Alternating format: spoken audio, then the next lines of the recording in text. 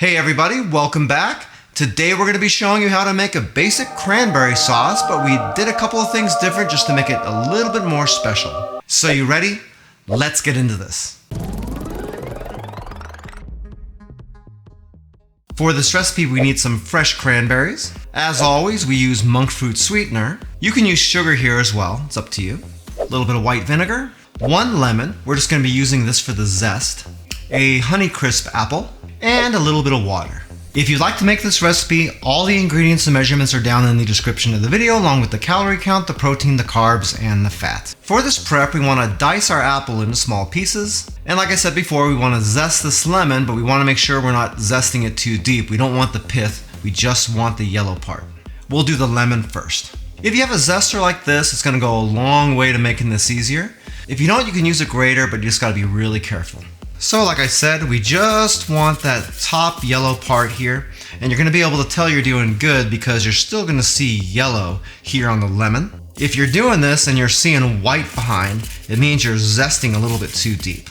Really, you just want a super thin layer right off the top.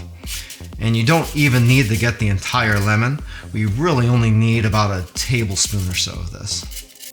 See, easy enough. And you see, no white there, just looks a little bit spotty. But that's okay, it just looks like the top of my head, and that's why I always wear a hat. Alright, let's put that zest aside.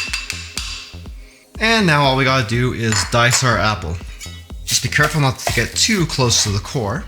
Thin slices on this are good.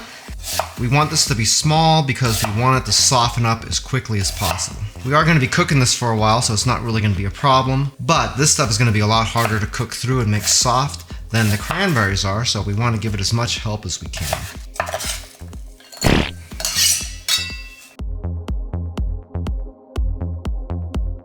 Alright, now that our prep's done, we're ready to cook. We're going to want to set our cooktop to either medium-low or medium. I'm just going to kind of go medium.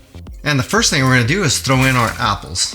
With those, you can toss in the white vinegar and the monk fruit sweetener. Next, we can stir them around to combine these really well. Once you combine these, you can pour in your water. Now we're going to let these cook for about 10 minutes or so just to get those apples to soften up a little bit. 2,000 years later. Once they soften up, we can add in our cranberries.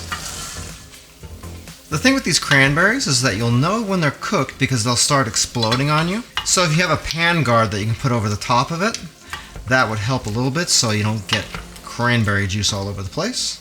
I can't use one because I'm showing you how to do this, so I'll be cleaning later. Once you get those cranberries in here, you can reduce your heat down to a low to a medium low. Also, we can throw in our lemon zest. Now all that's left now is to stir this once in a while and keep an eye on it. As these pop, it's going to start thickening our sauce up. If you want to help them out, you can crush these a little bit if you want to. I wouldn't do that, I would let them just kind of do their job on their own. And at the very end, if you want to crush them up a little bit, you can do that. By the way, if this is your first time here and you want to learn some cool new recipes, get some great cooking tips and tricks and all sorts of other kitchen related things, then start now by subscribing to the channel and clicking the notification bell so you never miss a thing. You'll know this is ready when you got your sauce to the thickness that you want. And the best way to check that would just be to take a spoon and just kind of spoon some of this out. And you can just sort of look at it and you can really see how thick it is. That is how we want it to be. Because remember, this is going to thicken up a little bit more as it cools down, so we don't want it overly thick just yet. You'll see that I still have some cranberries in here that are whole. I like it that way. I like a combination of crushed ones and whole ones in here. If you want them all crushed, you can do that. Just use your spoon to smush them up as good as you can, and you should be good. In our case, we have this the exact way I want it, so I can just take it off the heat and let it cool down. If you'd like to learn some more about Joe's Phenomenal, you can either watch a couple more videos or you can check us out online at joesphenomenal.com.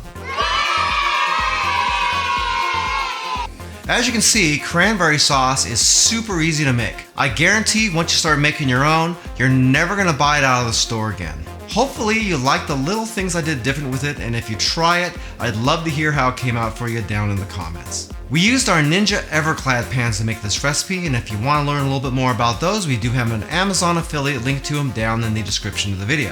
If you buy anything through those links, we do make a small commission, but it doesn't change the price that you pay, 1 cent. If you like this video, you might like this video right here where we give you an easy step-by-step guide on how to make a good roasted turkey. There's some pretty good stuffing in that too. Well, that's it for now. I hope to see you back again here really soon, and until that time, I'm Joe, and I hope you have a phenomenal day. Take it easy.